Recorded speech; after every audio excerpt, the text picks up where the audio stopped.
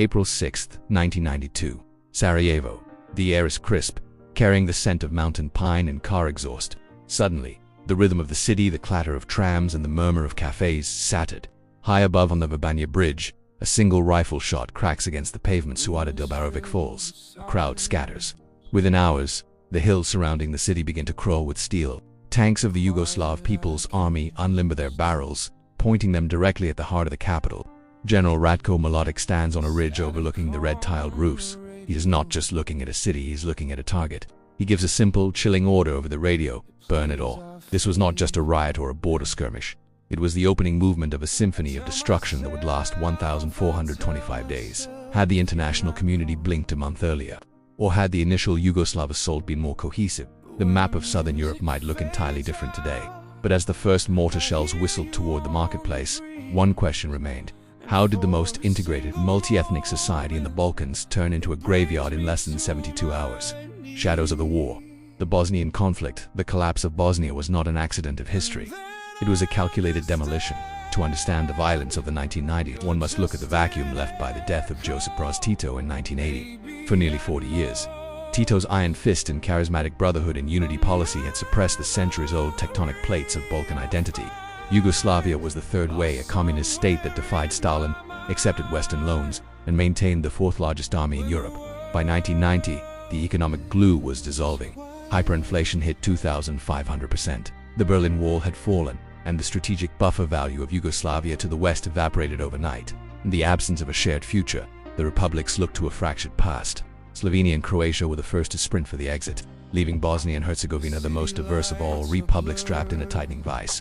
To the west, Croatia's Franjo Tuđman dreamed of a greater Croatia. To the east, Serbia's Slobodan Milošević leveraged state media to convince Serbs that they were facing an existential threat.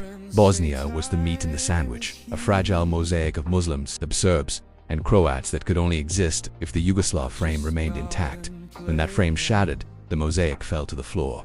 The war was shaped by three men, each a study in the psychology of power and desperation. Slobodan Milošević was the technocrat-turned-nationalist, a man who didn't necessarily believe in the ideology he sold, but used it as a lever to maintain control of the crumbling Yugoslav apparatus.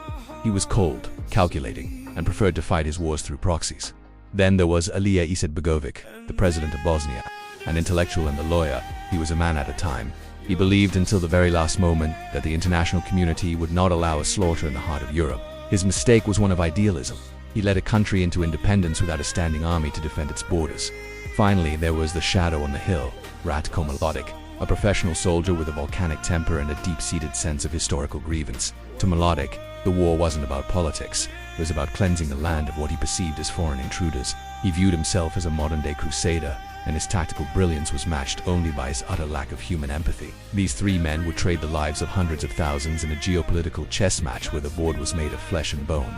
By early 1992, the strategic build-up reached a point of no return. The Yugoslav People's Army, JNA, which should have been a neutral federal force, had effectively become a Bosnian Serb militia. They controlled the heavy weaponry, the logistics, and the high ground. The Bosnian government, meanwhile, was under a global arms embargo. It was a mishmash of catastrophic proportions. The geography of Bosnia dictated the carnage. It is a land of deep gorges, jagged mountains, and isolated valleys. This terrain is a nightmare for traditional maneuvering, but a paradise for a defender or a sniper. The Serbian strategy was the ring of steel. They didn't need to occupy the cities immediately. They simply needed to cut the lifelines. They seized the Drina Valley to the east to link Bosnian Serb territories with Serbia proper, creating a contiguous corridor. This ethnic smoothing meant that any town with a non-Serb majority in that corridor had to be erased. May 2nd, 1992, the day the world realized this was not a civil war, but an execution. In Sarajevo, the JNA launched a massive coordinated strike to split the city in half and kidnap President Izetbegović as he returned from peace talks in Lisbon. 8 a.m., the bombardment begins. Not just military targets, but the main post office, the railway station, and the presidency building. Last DSM Serbian special units and JNA paratroopers move toward the city center. They are met by a ragtag collection of Bosnian police, local gangsters, and civilians armed with hunting rifles and Molotov cocktails. 12 p.m. The streets of Sarajevo become a furnace. T-55 tanks rumble down the main boulevard, now known as Sniper Alley. In the narrow side streets, the tanks find themselves vulnerable. Bosnian defenders use the urban canyon to their advantage, dropping grenades from balconies. 2 p.m. President Izetbegović is detained by the JNA at the Sarajevo airport. The country is leaderless. The military command is in chaos. For a few hours it looks like the Bosnian state will cease to exist before the sun sets. The turning point was a desperate, high-stakes radio negotiation broadcast live to the nation. While held at gunpoint, Izetbegović communicated with his vice president, essentially telling the defenders to keep fighting even if it meant his death. The sheer grit of the Sarajevo citizens, who managed to stall a professional army with little more than courage and improvised explosives, broke the momentum of the coup. The JNA retreated to the hills, and the long, agonizing siege began. The aftershocks of the Bosnian War redefined the concept of international law.